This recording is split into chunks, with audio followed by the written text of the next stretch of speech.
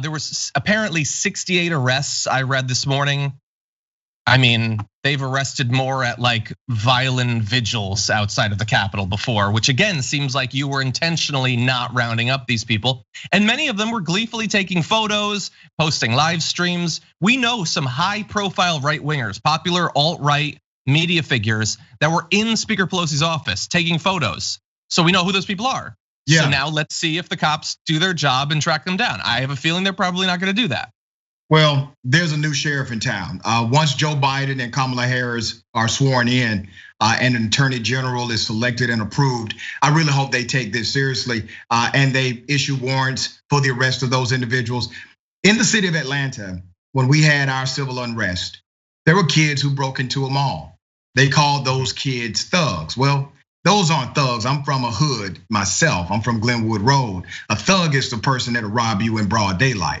These were kids taking advantage of an unfortunate situation. Well, the city of Atlanta, they impaneled a task force and they reviewed these videos and they investigated these kids and they issued out warrants for every single one of them because they stole a pair of pants. Now, if you can issue warrants for those kids, you absolutely can issue warrants for those who committed acts of violence and terrorism and looting at the Capitol, the US Capitol. Yeah. And by the way, normally at this point in the show, we would show you, what Sean Hannity is saying about this or Tucker Carlson saying about this, but you already know what they're saying about this, and they don't care. They don't care at all.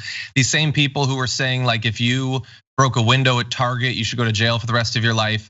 They're now apologizing for and justifying the action that we saw yesterday. Tucker Carlson did a whole thing about how the only thing that you should be scared about coming out of this is the left, the socialists and communists like Joe Biden using this to take away your rights. They're not at all worried about, and like if it was actually Antifa that had been breaking down the doors of the Capitol building, Tucker Carlson's head would have exploded. The entire show would have just been dripping red bits. But no, in this case, like half of them are saying it was Antifa, like Matt Gaetz on the House floor last night saying it's Antifa. The other half are proving that they know it's not because they're apologizing for them.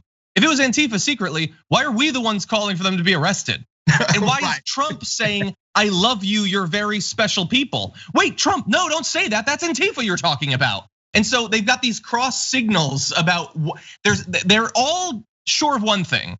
It's that nothing bad happened that the right needs to apologize for. They're just really confused about exactly what the excuse is in this particular case. You remember Trump said when the looting starts, the shooting starts. And it seems as if that just has selective application, obviously. Yep. And if you damage, a Confederate statue, 10 years minimum, no excuses. Now these people who are looting the Capitol building, I love them. I love them. They're so special. I understand their anger.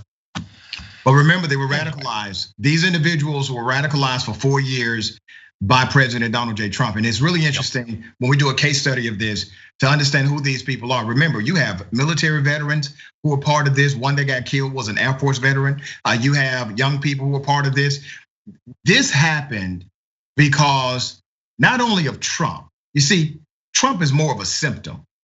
This happened because in order to be a tyrannical leader, you need a team. There cannot be tyrannical leadership without a team. He had a team. He had Mitch McConnell. He had Lindsey Graham, Ted Cruz, and others who were willing to do the unthinkable and protect him every step of the way. And that tyrannical leadership has to now be checked, not only from Trump. I know everybody's saying he needs to be removed. He should have been removed day one after he got sworn in. We've been saying that for 4 years. Now they're saying it and they're resigning and everybody's saying, oh, enough is enough. Putting out tweets about, this has gone too far. You don't get to apologize on Twitter and think we're going to forget what you did to our democracy. Exactly, yeah. You don't get to apologize when like the packing has already begun for the end of your 4-year term.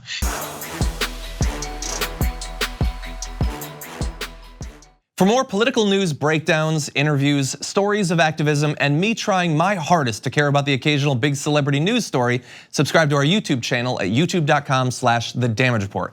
And you can ring the bell wherever it is so you don't miss anything.